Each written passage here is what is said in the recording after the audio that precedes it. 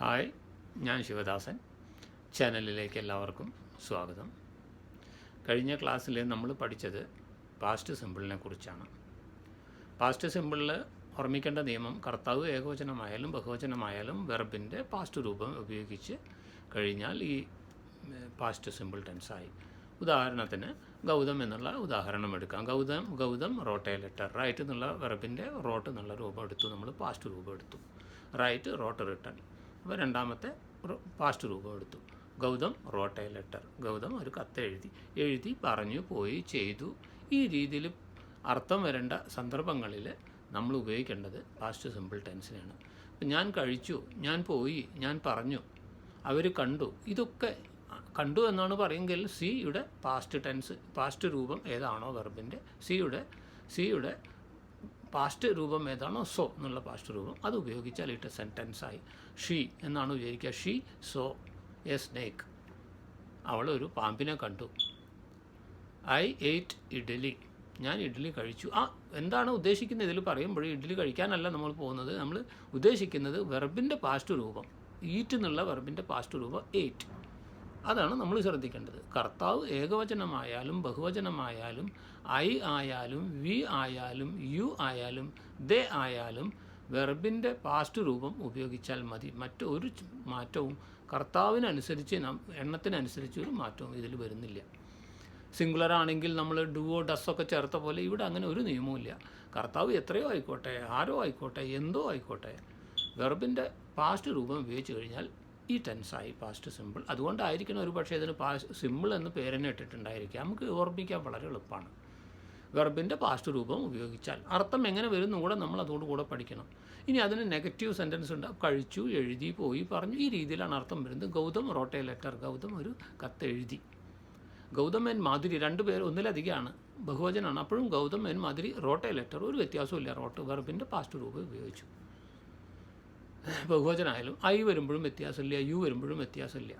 ഇനി ഇതിൽ ഇതിപ്പോൾ ഒരു പോസിറ്റീവ് സ്റ്റേറ്റ്മെൻറ്റ്. നമ്മൾ ഗൗതം എഴുതിയില്ല, പറഞ്ഞില്ല, ചെയ്തില്ല, കഴിച്ചില്ല, ഈ രീതിയിൽ അർത്ഥം വരണമെങ്കിൽ എന്ത് ചെയ്യണം? പ്രസൻറ്റ് ടെൻസിൽ നമ്മൾ സിമ്പിളിൽ ചെയ്തത് ഡസ് നോട്ടും ഡു നോട്ടും ചേർത്തു. ഡസ് നോട്ട് സിംഗുലർ സബ്ജക്റ്റിൻ്റെ കൂടെ ഉപയോഗിക്കാനും ഏകവചനം കർത്താവുള്ളപ്പോൾ ഉപയോഗിക്കാനും ഡു നോട്ട് ബഹുവചനം കർത്താവുള്ളപ്പോൾ ഉപയോഗിക്കാനുമാണ്. ഇവിടെ ഡിഡ് നോട്ട് എല്ലാത്തിനും ഒരേപോലെയാണ് ഉപയോഗിക്കേണ്ടത്. കാരണം വ്യത്യാസമില്ല, ഏകവചനായാലും ബഹുവചനായാലും യാതൊരു വ്യത്യാസവും ഇല്ല. അപ്പോൾ നമ്മൾ ഇല്ല എന്ന് പറയുകയാണെങ്കിൽ കഴിച്ചില്ല, പറഞ്ഞില്ല, എടുത്തില്ല എന്ന് പറയണമെങ്കിൽ ഡിഡ് നോട്ട് എന്നാണ് ചേർക്കേണ്ടത്. വെറും നോട്ടല്ല ചേർക്കേണ്ടത്, ഡിഡ് നോട്ട്. അപ്പോൾ Gautam did not write a letter. Gautam ഒരു കത്ത് എഴുതിയില്ല. Gautam did not drink water. Gautam വെള്ളം കുടിച്ചില്ല. Gautam did not see anything. Gautam ഒന്നും കണ്ടില്ല. ഇനി ഗൗതം മാധുരി ആണെങ്കിലോ? ഗൗതം ആൻഡ് മാധുരി ഒന്നിലധികമായി ബഹുവചനായി. അപ്പോഴെന്താ വരിക? Gautam and Madhuri did not write a letter. അവർ രണ്ടുപേരും ഒരു കത്ത് എഴുതിയില്ല. അപ്പോൾ ചെയ്തില്ല, പറഞ്ഞില്ല എന്നുള്ള രീതിയിൽ അർത്ഥം കിട്ടണമെങ്കിൽ ഈ ടെൻസിനെ ആശ്രയിക്കണം നമ്മൾ. വെർബിൻ്റെ പാസ്റ്റ് രൂപം ഇതാണ് നമ്മൾ ഓർമ്മിക്കാനുള്ളത്. അപ്പോൾ ഡിഡ് നോട്ട് റൈറ്റ് എഴുതിയില്ല. എഴുതുന്നു എന്നല്ല, എഴുതുന്നില്ല എന്നല്ല, എഴുതുകയായിരുന്നില്ല എന്നല്ല, എഴുതിയില്ല, പറഞ്ഞില്ല. ആ അർത്ഥം തന്നെ നമ്മൾ ഓർമ്മിച്ച് വെക്കണം. Did not write. Gautham did not write a letter. I did not write a letter. You did not write a letter. They did not write a letter. We did not write a letter. എല്ലാത്തിൻ്റെയും അർത്ഥം ഒരു വ്യത്യാസവും വരുന്നില്ല. കാരണം I ആയാലും U ആയാലും V ആയാലും എല്ലാത്തിനും ഡിഡാണ് ഉപയോഗിക്കേണ്ടത്, ഡിഡ് നോട്ടാണ്.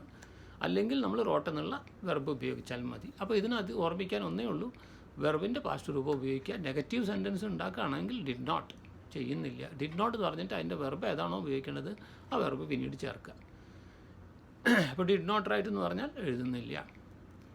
ഇനി എഴുതുന്നുണ്ടോ എന്ന് ചോദിക്കുകയാണെങ്കിലോ? എഴുതിയില്ല എന്ന് ചോദിക്കണം നമുക്ക്. കത്ത് എഴുതിയില്ല, എഴുതിയില്ലേ? Gautam wrote a letter. Gautam ഒരു കത്ത് എഴുതി. കത്ത് എഴുതിയോ? Did Gautam write a letter. ഇനി അത് ഞാനാണെങ്കിലോ? Did I write a letter. ഇനി യു ആണെങ്കിലോ? Did you write a letter. Did they write a letter. Did we write a letter. വളരെ എളുപ്പമാണ്. ഇനി എഴുതിയില്ല എന്ന് ചോദിക്കുകയാണ്. ഡിഡിൻ്റ് എന്ന് പറയണം. അപ്പോൾ നമ്മൾ ഡസ് നോട്ടും ഡു നോട്ടും പറഞ്ഞില്ലേ? പ്രസൻറ്റ് സിമ്പിളിൽ ഡസ് നോട്ടും ഡു നോട്ടും ഉപയോഗിക്കണം എന്ന് പറഞ്ഞ പോലെ ഇവിടെ did not. Didn't you. Did not എന്നുള്ളതിൻ്റെ ചുരുക്കം സംക്ഷിപ്തമായിട്ടുള്ള രൂപമാണ് ഡിഡിൻ്റ്. നമ്മൾ സംസാര ഭാഷയിൽ ഡിഡിൻ്റ് എന്നാണ് ഉപയോഗിക്കുന്നതും അങ്ങനെ തന്നെയാണ്. ഡിഡ് യു നോട്ട് റൈറ്റ് എന്നും പറയാറുണ്ട്. Did you not write a letter. എന്താ നിങ്ങളൊരു കത്ത് എഴുതിയില്ലേ? Did Gautam not write? Gautam എഴുതിയില്ലേ? Did Gautam and Madhuri not write? Did not write തന്നെയാണ്. ഡിഡ് ഗൗതം പേര് പറഞ്ഞതിന് ശേഷം പറയുന്നു എന്നുള്ളൂ. അത് നെഗറ്റീവായി. ചോദ്യമായി. ഇപ്പോൾ നമ്മൾ നെഗറ്റീവ് പഠിച്ചു. ഡിഡിൻ റൈറ്റ് നെഗറ്റീവായി. Gautam did not write a letter നെഗറ്റീവായി. ഇനി ചോദ്യമാകുമ്പോൾ ഡിഡ് ആദ്യം വരും. Did Gautam write a letter? റോട്ടെന്ന് പറഞ്ഞു പോകരുത്, കാരണം ഡിഡ് പാസ്റ്റാണ് ആൾറെഡി. അപ്പോൾ വീണ്ടും നമ്മൾ റോട്ടെന്ന് പറയരുത്, ഡിഡ് റൈറ്റ് എന്ന് തന്നെ പറയണം. അതിൻ്റെ ഉത്തരം ഡിഡ് റൈറ്റ് എന്നുള്ള ചോദ്യത്തിന് ഉത്തരം റോട്ട്. അപ്പോൾ did Gautam write a letter? Did Gautam and Madhuri write a letter? Did I write a letter? ഇനി നമ്മളിത് നെഗറ്റീവും പഠിച്ചു, അതിൻ്റെ പോസിറ്റീവ് എല്ലാം പഠിച്ചു. ഇനി ആ ചോദ്യം ഉണ്ടാക്കുമ്പോൾ ഡിഡ് മുന്നിലേക്ക് കൊണ്ടുവരണം. അതാണിപ്പോൾ നമ്മൾ പറഞ്ഞത്. ഇനി എഴുതിയില്ലേ എന്ന് ചോദിക്കുകയാണെങ്കിലോ ഡിഡ് നോട്ട് വേണം. അപ്പോൾ did Gautam not write a letter? Did I write a letter? Did I we write a letter? Didn't they write a letter? ഈ പ്രകാരത്തിലാണ് ഇതിൽ ക്വസ്റ്റ്യൻ ഉണ്ടാക്കുന്നത്. ഇനി നമ്മൾക്ക് ഇതിൽ മറ്റുള്ള ക്വസ്റ്റ്യൻ അല്ല, ടെൻസിലൊക്കെ നമ്മൾ ക്വസ്റ്റ്യൻ ഉണ്ടാക്കാൻ what, where, why, how, when എന്നൊക്കെ വെച്ചിട്ട് ക്വസ്റ്റ്യൻ ഉണ്ടാക്കാൻ പഠിച്ചു. അതുപോലെ ഇവിടെയും അതുപോലെ തന്നെയാണ്. നിങ്ങൾ വാട്ട് വെച്ചിട്ടാണ് എന്താണ് ഗൗതം എഴുതിയതെന്ന് ചോദിക്കുകയാണെങ്കിൽ വാട്ട് ഡിഡ് ഗൗതം റൈറ്റ്? എന്താണ് ഗൗതം എഴുതിയത്? ആ ഡിഡിൻ്റെ മുന്നിലേക്ക് വാട്ടിനെ കൊണ്ടുവന്നു. ഈ എപ്പോഴാണ് ഗൗതം എഴുതിയത് എന്നാണ് ചോദിക്കേണ്ടതെങ്കിൽ വേറിന് മുന്നിലേക്ക് കൊണ്ടുവരണം. Where did Gautam write? ചോദ്യമായി. ഇനി എങ്ങനെയാണ് ഗൗതം എഴുതിയത് എന്നാണ് നമുക്കറിയണമെങ്കിൽ ചോദിക്കണമെങ്കിൽ ഹൗ കൊണ്ടുവന്നു. How did Gautam right?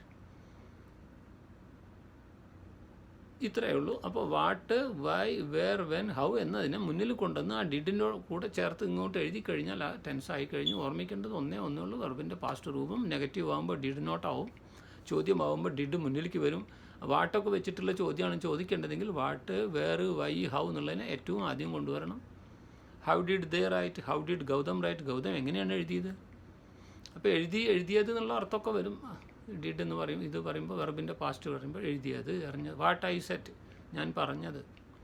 ഇത്തരം പ്രയോഗങ്ങൾ അവസാനം ടെൻസ് എടുത്തതിന് ശേഷം ഞാൻ പറഞ്ഞിട്ടുണ്ട്. സംസാര ഭാഷയിൽ ധാരാളം ഉപയോഗിക്കാനുള്ള, ഇത് അതേപടി പഠിച്ചു വയ്ക്കാനുള്ളതാണ്. ഇപ്പോൾ ഞാൻ പറഞ്ഞതുപോലെ ഇത് വെറും സെൻറ്റൻസ്, ഓരോ സ്റ്റേറ്റ്മെൻറ്റ് ഓരോ സെൻറ്റൻസ് ആയിട്ട് പറയുന്നതാണ്. അത് കവിഞ്ഞ് 2-3 സെൻറ്റൻസ് ഒരുമിച്ച് പറയുമ്പോൾ അതെങ്ങനെ പറയണം എന്നുള്ളത് ഈ ടെൻസ് പഠിച്ചതിന് ശേഷം കുറേ പ്രയോഗങ്ങൾ ജനറൽ യൂസേജ് എന്ന രീതിയിൽ ഞാൻ ക്ലാസ്സിൽ പറഞ്ഞു തരുന്നുണ്ട്. അത് എൻ്റെ ലൈഫിലെ എക്സ്പീരിയൻസിൽ നിന്ന് എടുത്തിട്ടുള്ളതാണത്. ഇംഗ്ലീഷ് സംസാരിക്കുമ്പോൾ പലരും ഒബ്സർവ് ചെയ്തിട്ട് എടുത്തിട്ടുള്ള കുറേ സംഭവങ്ങളാണ്. അത് ഉപകരിക്കും എല്ലാവർക്കും.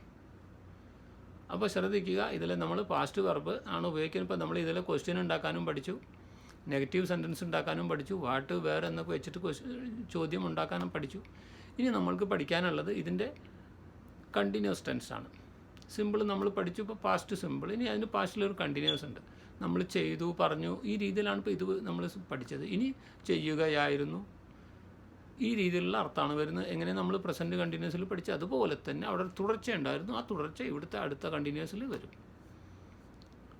അപ്പോൾ അതിനെക്കുറിച്ച് വിശദമായിട്ട് അടുത്ത ക്ലാസ്സിൽ പറയാം. ഈ ചാനൽ ആദ്യമായിട്ട് കാണുന്നവരാണെങ്കിൽ, വാച്ച് ചെയ്യുന്നവരാണെങ്കിൽ സബ്സ്ക്രൈബ് ചെയ്യാൻ മറക്കരുത്. അതുപോലെ തന്നെ നോട്ടിഫിക്കേഷൻ ബട്ടൺ ഉണ്ട്, അതിൽ ക്ലിക്ക് ചെയ്ത് കഴിഞ്ഞാൽ നിങ്ങൾക്ക് എല്ലാ ലെസണും വീഡിയോ കിട്ടും. ലൈക്കും ചെയ്യണം, നിങ്ങളതിന് ഷെയറും ചെയ്യണം. മറ്റുള്ളവർക്കും ഉപകരിക്കട്ടെ, പഠിക്കാൻ ആഗ്രഹമുള്ളവർക്ക്. അപ്പോൾ ഇത് കണ്ട എല്ലാവർക്കും വളരെയധികം നന്ദി. അപ്പോൾ ഒന്നുകൂടെ പറയുന്നു, സബ്സ്ക്രൈബ് ചെയ്യുക. ആദ്യമായിട്ട് കാണുന്നവരാണെങ്കിൽ ഷെയർ ചെയ്യാൻ മറക്കരുത്. നന്ദി, എല്ലാവർക്കും നമസ്കാരം.